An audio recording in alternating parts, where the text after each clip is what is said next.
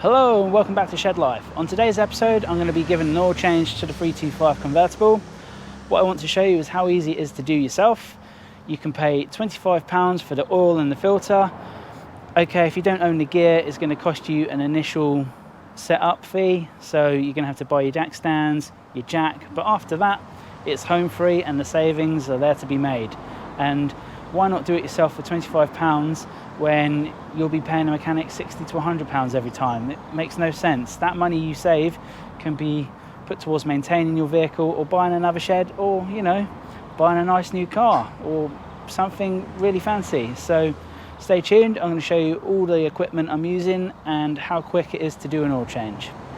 So as I said, we're going to need some equipment. So the first thing we need is quite obviously oil. As you can see, this is a rather big drum of oil. This was £45 on eBay. However, to do the job, you need around 5 to 6 litres of oil, and 5 litres on eBay is around £15 delivered straight to your door. The next thing you'll need is a high quality oil filter, because you don't want to skimp on the oil filter, because that's the only thing saving your engine. And something like this will cost £7-8 tops from Euro Car Parts, Halfords. However, eBay is the one you can always come back to. You will also need a jack, because how are you going to get the car up? So this is quite obvious. This is quite an expensive jack at about £150–160, but it's got a 3-year warranty. There's a nice little plug for Halfords there, but it's really high quality, and as you can see, it's been used to death, so I highly recommend this jack.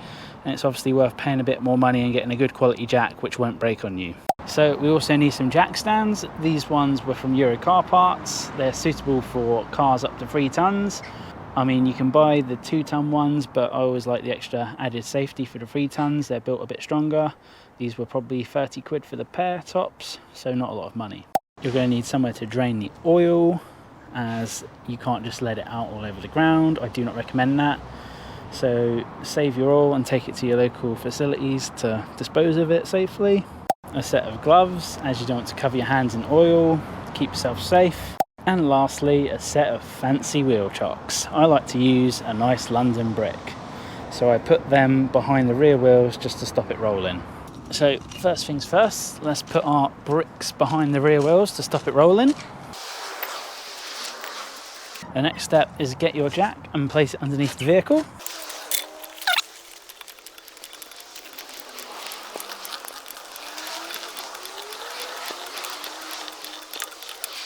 Next, place your jack stand under a suitable location. You can have a look online for where it can go. And make sure all safety devices are installed on the jack stand. And then step 3, let the car down. Now, depending on your location, you may only be able to get one wheel up. That's fine. In my case, that's what I'm going to be doing, but ideally you should have both sides jacked up and have it level and not on a gravel surface. But I'm going to leave it like this, and I'm going to show you the next step. Let's open the bonnet.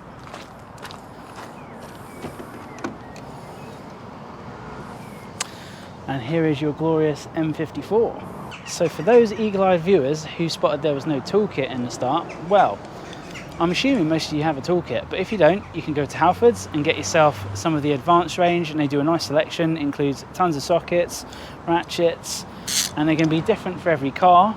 As this one, you're going to need a 17mm socket on the bottom and a rather large socket to do the oil filter on this. It's a bit different on this because you have your oil filter up the top of the engine, whereas most cars it will be underneath. I'll show you where the drain plug is now, and you can also get yourself a nice pad to save your knees. So let's get under the car, find the drain plug and crack the nut loose. Let's show you underneath the car. Right, we'll crawl underneath. I've put my drain pan in place, and this little cutout right here is what BMW leave you. I don't have an engine cover on. However, our drain nut is just up here. Apologies about the lighting, but it's right here. We're going to crack that, and then all the oil is going to come into the drain pan, and we'll see in a sec. We're going to crack the nut now. So I've already cracked the nut. All we got to do is get this socket on and loosen it,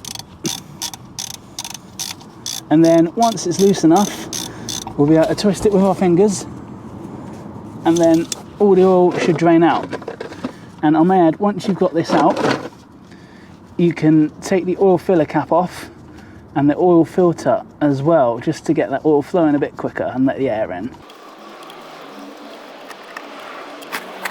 And then, as you can see, sometimes you miss and you get oil everywhere, so try not to do that.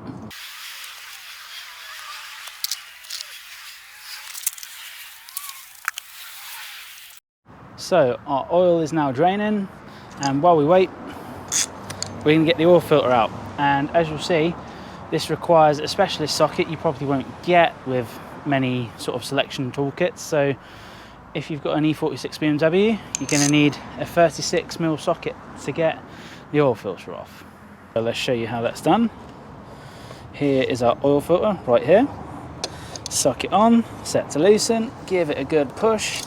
You may find they're a bit stiff, but as you can see, this one's coming fairly nicely. They don't have to be done too tight. So now this is fully loose. We'll take the socket off, put the socket to one side, and then we're just going to unscrew this by hand.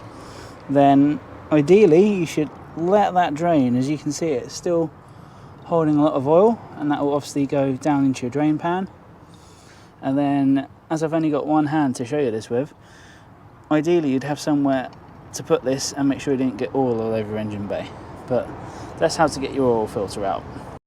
So I was going to show you how you get your oil filter out, and what I have noticed when I've removed this is, if we have a look, this thing is knackered. Like, I don't know when the last oil change was done, but don't skimp on maintenance. This is frankly disgusting. Look at that.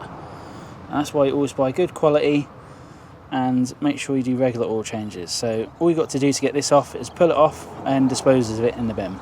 So as we can see, this is our oil filter, and if you open it up, you'll notice you'll get an O-ring to go around the oil filter housing. So remove the old one, that is a key point, then put a new one on and put a little light layer of oil around it before you screw it back on, just to help lubricate it.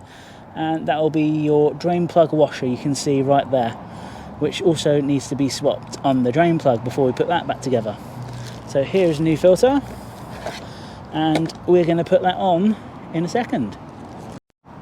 So I've just been wrestling with this oil filter, and if you can see the dirt here, that's what happens if you don't change your oil in a long time. It's absolutely terrible, so change your oil often.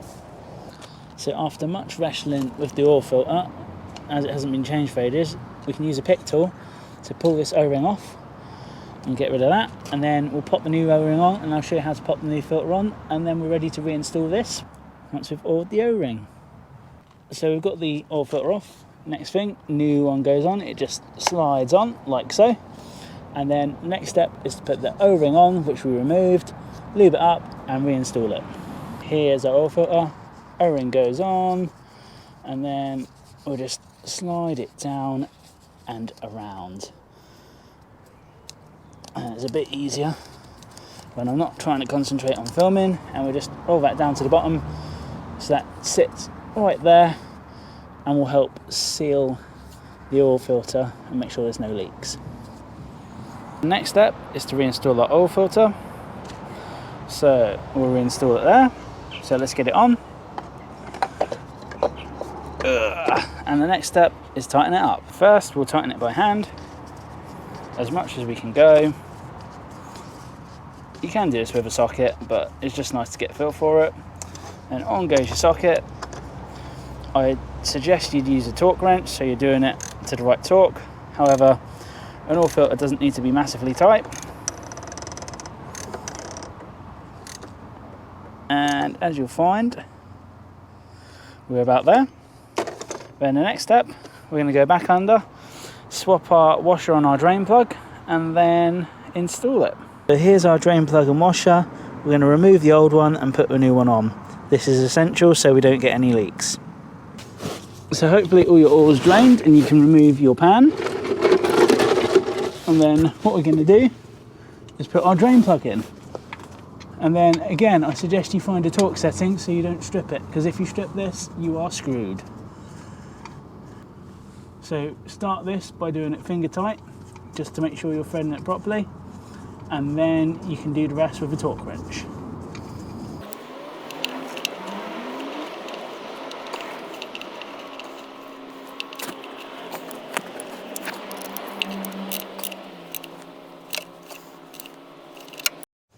So your next step is to raise the car up a bit so you can get the jack stand out and lower the car, and then we can put the oil in.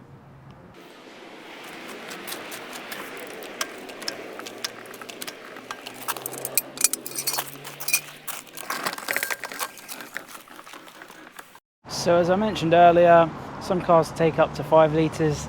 This one in particular takes 6.5, so we're going to get our measuring jug and pour our oil in. Got your oil ready? Right, we're going to put it in the filler hole.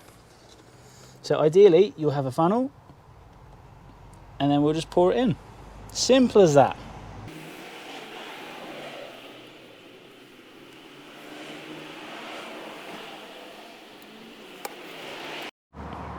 So once we're done filling up our oil, we're gonna put the cap back on.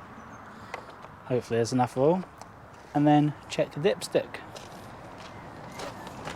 So take it out, wipe it off, stick it back in, give it a couple of seconds. So I like to give it 5 seconds, then recheck it, see where your oil level is. So let's have a look. As we can see, I don't know if we can see that on camera, that is perfect. So we can stick that back in, and there you have it. Your oil change is done. So next thing to do, put the bonnet down. Hopefully your grills don't fall out.